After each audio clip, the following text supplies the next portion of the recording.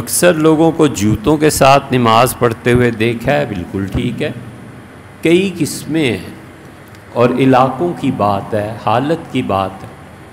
جوتا اگر ناپاک ہوگا تو نماز نہیں ہوگی۔ حضور اقدس صلی اللہ علیہ وسلم جوتوں سمیت نماز پڑھتے تھے۔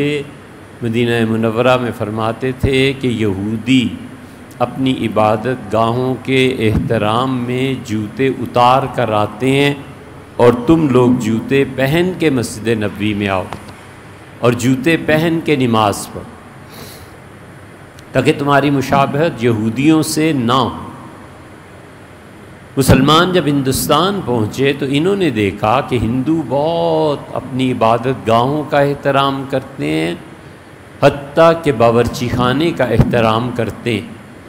ہندو کبھی رسوئی میں، باورچی خانے میں کبھی جوتے پہن کے نہیں جاتا۔ اب کوئی ماڈرن ہندو ہوں تو معلوم نہیں، لیکن پرانے یہی کرتے تھے۔ اسی طرح ہندو لوگ کبھی بھی، مسلمانوں نے بھی اسی طرح شروع کیا۔ صحابہ کرام رضی اللہ عنہم میں بڑا ادب اور احترام تھا۔ کئی ایک جوتے تو کیا ننگے پاؤں آتے تھے۔ سیدنا عمر اور علی رضی اللہ عنہما جب عید پڑھانے آتے تھے تو عیدگاہ میں ننگے پاؤں آتے تھے، کہتے تھے کہ عیدگاہیں اللہ کی یاد دلاتی ہیں، تو جب تم اللہ کی یاد والی چیزوں کی طرف جاؤ تو ننگے پاؤں جاؤ۔ یہ سیدنا علی رضی اللہ عنہ کرتے تھے اور سیدنا عمر رضی اللہ عنہ، اسی لیے یہ ملنگ کبھی کبھی دیکھے ہیں ننگے پاؤں جا رہے ہوتے ہیں۔ اب اعتراض کا ایک مرض ہوتا ہے نا اندر، ہر چیز پہ اعتراض، ہر ایک پہ اعتراض۔ وہ جو کبھی پلٹ کے کہے کہ تمہارے 2 خلفاء بھی جایا کرتے تھے عیدگاہ میں اسی طرح، عیدگاہ میں خود کچھ نہیں تھا، عیدگاہ کو دیکھ کے اللہ کی یاد آتی۔ اللہ نے فرمایا وَالْبُدْنَ جَعَلْنَاهَا شَعَائِرَ، اور اونٹ کو ہم نے اپنی یاد کا ذریعہ بنایا ہے کہ تم اونٹ پہ غور کرو تو تمہیں پتہ چلے کہ اللہ نے کیسی چیز پیدا فرمائی۔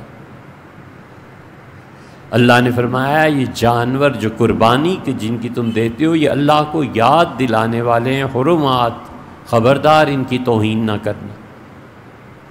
تو ہر چیز پہ اعتراض کرنا بھی نہیں چاہیے۔ اس لیے حضور صلی اللہ علیہ وسلم خود بھی جوتوں سمیت، لیکن تھا وہ سارا ریت تھا، ریت کی وجہ سے جوتے ناپاک نہیں ہوتے تھے۔